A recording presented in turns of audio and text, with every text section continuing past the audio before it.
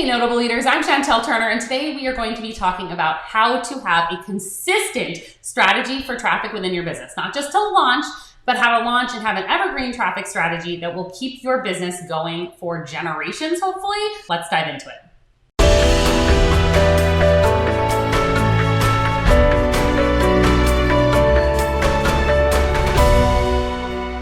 Honestly, traffic is the lifeblood of your business. If you do not have traffic, or at least especially consistent traffic, you do not have a business. You could have the best product, you could have the best funnel, you could have the best website, you could have the best everything, branding, all of that. Amazing logo, stellar wrapping. None of those things matter if you cannot get people to your product. And I think a lot of people launching products, whether it's in the digital space or physical product space, feel like, okay, well, I can just pay for traffic. I can buy paid ads to get the traffic. And you can 100%, but the conversion rate and how well those ads do is not always going to be there to support your business. You might be spending more on the ad, testing, trying to nail the message to the market and all that kind of stuff than you're getting in return. And then that advertising doesn't work. So getting quality organic traffic on the front end of any kind of product launch is really, really important. But then the other key thing is to make sure that you stay consistent. What'll happen a lot of times for people is that they'll work really hard, they'll do some kind of launch, they'll get that traffic initially, they'll build up some kind of following, and then their business starts to kind of get some momentum. Now, I am guilty of this as well, so if you've been in this position, don't be like, oh gosh, I did it wrong. I have failed here, and I will fail again. Learn, grow, all the things, right? So what happens is that you'll get some good traffic built up, some good momentum, hopefully organically, meaning you didn't pay for it and you're creating a good flow. Maybe you've been talking up a product that you're getting ready to launch. You're doing a ton of advertising, and so you have good traffic. Well, then the launch comes. You launch the thing and you start to get sales, which is okay. And then you get into the I'm in sales mentality. You're selling, you're fulfilling, right? Fulfillment's a huge piece, especially if you're doing the fulfillment yourself, if you're just starting out, whether it's a physical product that you're having to package up and ship out to people, or even just if you don't have your system fully automated, even if it is a physical product that you still have to then go order more, all of that kind of stuff. Or if it's digital, let's say they buy coaching from you, you have to fulfill on that coaching service. Even if it's a course, you still got to make sure that people are going through it. You still got to be creating emails and all that kind of stuff. And a lot of times we get bogged down in fulfillment and then we stop focusing on traffic because we did our launch. And this is literally where a business can die. Now, if you run into these dips and peaks and valleys where you're having, you're okay, traffic, right? Drive towards the launch, focus on traffic, get out there, get as many eyeballs on your thing, launch, make some sales, and then you go into fulfillment. And now all of a sudden you're not doing what you need to be doing to consistently keep pumping new traffic in. And a lot of times you think, okay, but the people in my space have already seen this thing. They've already heard me talk about it. They've seen it, all that kind of stuff. And the fact of the matter is, most of them probably haven't. Most of them probably didn't even know you were launching anything, especially if you're going cross-channel on different social media platforms. You need to have a strategy to consistently keep pumping traffic into the system. So you kind of need to think of it like a water system, okay? Where your goal is, let's say, to fill up your pool. Okay, if your pool is your bank account, your money, your sales, right? The good thing that you want. Well, the water has to come from somewhere. So you've got to turn on the hose. The hose has to be continuously flowing with water in to fill up your pool. If you start focusing on how awesome the pool looks and you're yes, everything's coming in, we can all play in the pool, have my friends over and all that, but somebody turns off the hose and there's a drain that's open, well, now all of that's draining out, but the hose is not sending more water in. And this is where people's products will come to live and die. And then they inevitably get really tired of that cycle, of the constant launch cycle that they burn out. And this is really common, especially for new entrepreneurs. And it goes like this. You figure out what you want to sell, you figure out who you're going to sell it to, and then you kind of put together a launch strategy. You're okay, I know exactly who I want to sell my thing to. I want to sell it to women who are going through X, Y, and Z, who love these things, right? You really targeted on your avatar. Awesome. And now you start creating content for your launch. You start drafting an email sequence for your launch. You draft up all your Facebook posts. You create some TikToks for your launch. You get all the things in place, right? Maybe record some YouTube videos. You plan a couple lives. You talk to different people who have podcasts. And I hope you're doing all these things, right? And you work with them. How can I go live in their group? How can I get people in JV? And you have this entire like launch calendar strategy planned out. Yay, you. That's awesome. And it's a ton of work, okay? So you get all of this stuff ready to launch. And then you start to do those things. Now you're dropping all of those posts and those videos. You're sending out the emails daily. You're replying to all the comments. You're feeding people into the funnel. Launch, launch, launch. The thing comes, you open up sales for your product, right? Pre-order, or you start selling it, or whatever it is. The sales start to happen, hopefully, if everything's going really well. And now you're into fulfillment mode. There's no strategy for most people what to do after the launch.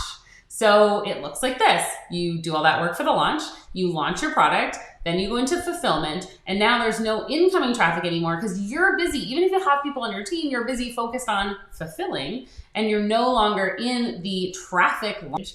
And because you didn't set up any kind of evergreen process, because it's probably that you're new, you don't know how to evergreen it, now you have to launch again. In order to get more traffic, more people, more whatever, you have to launch again.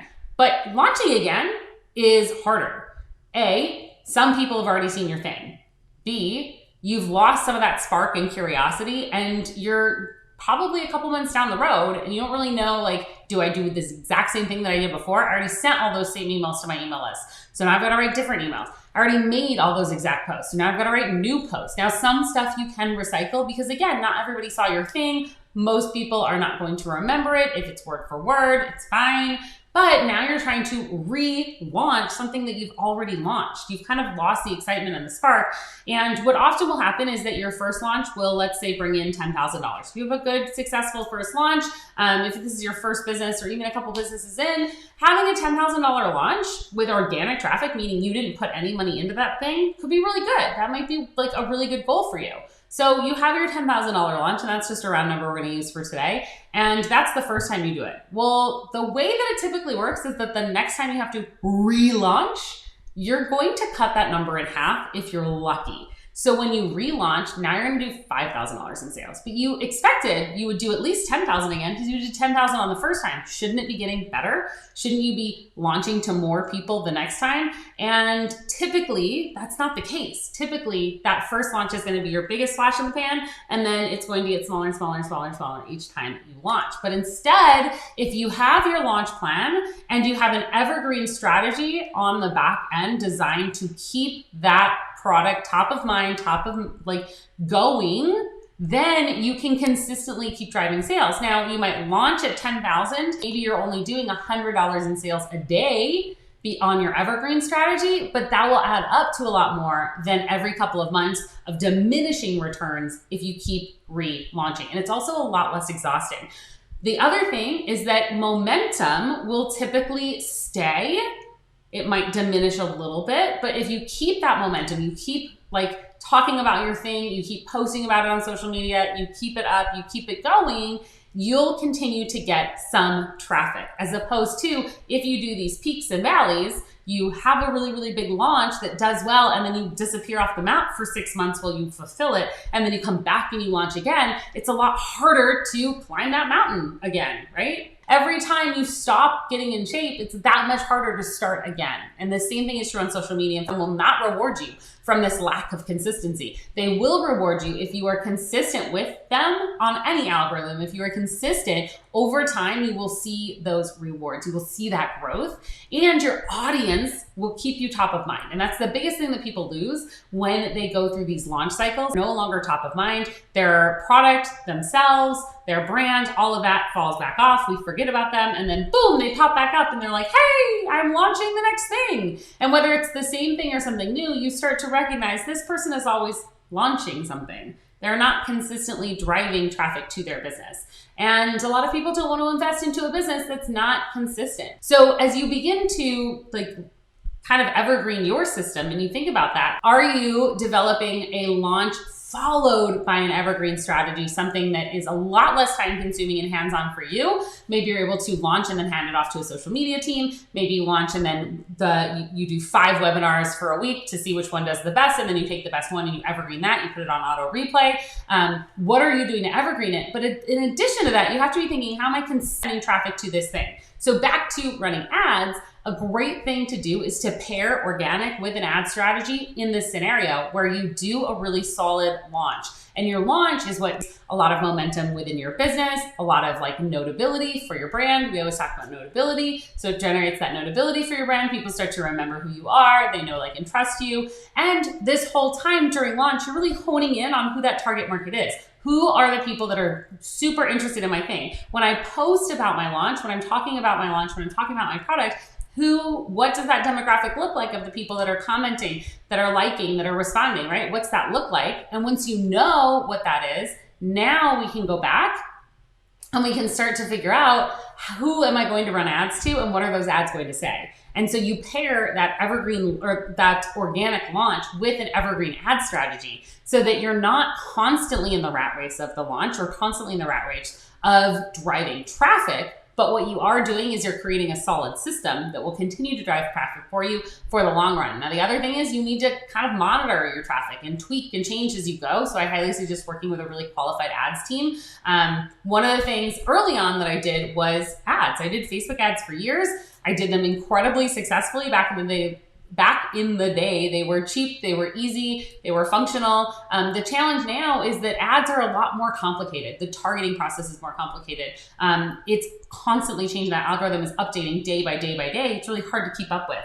The platform's changing, how you actually do the ad, what terms and conditions say you can and cannot do. All of that is changing. And so you want to work with a solid ad agency that's used to keeping up with all these things, that's their sole focus, so that you can be the one that's honing in on who's your dream customer, on what is your feedback, right? What are your customers saying? What are they liking? What are they not liking?